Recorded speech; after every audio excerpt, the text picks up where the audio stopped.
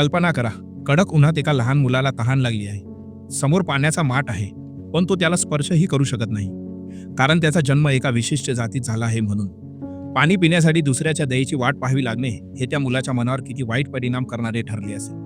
पण तुम्हाला माहिती आहे का, ज्या मुलाला शाळेत साध्या पिण्याच्या पाण्याचा हक्क नाकारला गेला, त्याच मुलाने पुढे जाऊन भारताच्या प्रत्येक नागरिकाला सन्मानाने जगण्याचा हक्क दिला. त्या मुलाचे नाव डॉक्टर भीमराव रामजी आंबेडकर, म्हणजेच डॉक्टर बाबासाहेब आंबेडकर. तारीख होती 14 एप्रिल 1891. मध्य प्रदेशातील महू येथील लष्करी छावणीत रामजी सकपाळ आणि भीमाबाई यांच्या पोटी त्यांचा जन्म झाला. बाबासाहेबांचे वडील सुभेदार मेजर होते. कडक शिस्त आणि शिक्षणाची आवड त्यांना वारशातच मिळाली होती. पण घराबाहेर पडताच लहानग्या बाबासाहेबांना जाणवलं की हे जग खूप क्रूर आहे. शाळेत इतर मुलांसोबत बसण्यावर बंदी, तहान लागली तर पाण्याचा माठ शिवण्यावर बंदी. इतकंच काय, साध्या बैलगाडीतूनही त्यांना ढकलून देण्यात आलं. प्रत्येक अपमानाने, प्रत्येक जखमेने लहानग्या बाबासाहेबांच्या मनात एकच प्रश्न निर्माण केला: मी वेगळा का आहे? आणि जर रक्ताचा रंग एकच आहे, तर माणसांमध्ये भेद करणारी ही व्यवस्था मी का मानू? अशा परिस्थितीत कोणताही सामान्य माणूस खचून गेला असता. पण बाबासाहेब हे इतरांपेक्षा वेगळे होते.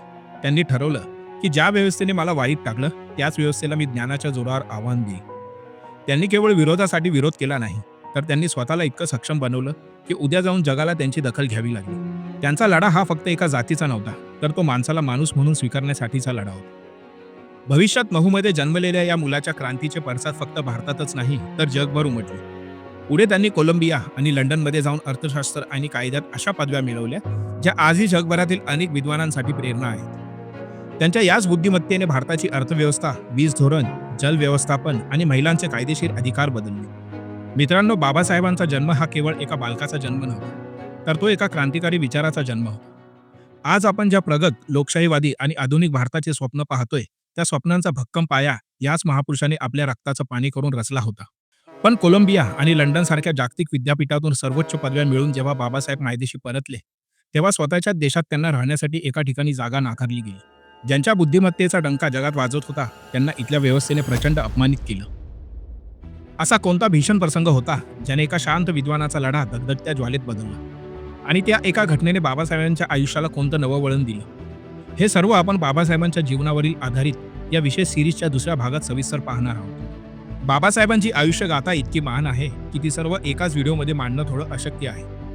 त्यामुळे आम्ही बाबासाहेबांच्या आयुष्यातील अशाच अनेक प्रेरणादायी आणि अभिमानास्पद प्रसंगांना एकत्र गुंफून ही संपूर्ण स्पेशल सिरीज तुमच्यासाठी घेऊन येत आहोत. हा इतिहास प्रत्येक भारतीयापर्यंत पोहोचणं गरजेचं आहे, आणि येणाऱ्या पिढीला वेळोवेळी या महापुरुषाचे स्मरण करून देणेही तितकेच गरजेचे आहे. त्यामुळे या सिरीजमधील पुढील सर्व भाग पाहण्यासाठी चॅनलला आत्ताच सबस्क्राईब करा आणि बेल आयकॉन दाबायला विसरू नका. आणि हो, हा व्हिडिओ तुमच्या त्या प्रत्येक मित्राला पाठवा ज्याला वाटतं की बाबासाहेबांचं कार्य फक्त एका मर्यादित वर्गासाठी होतं. त्यांना वास्तवाची जाणीव करून द्या की doctor Babasaheb is not just a leader, he is a global icon. जय भीम, जय भारत.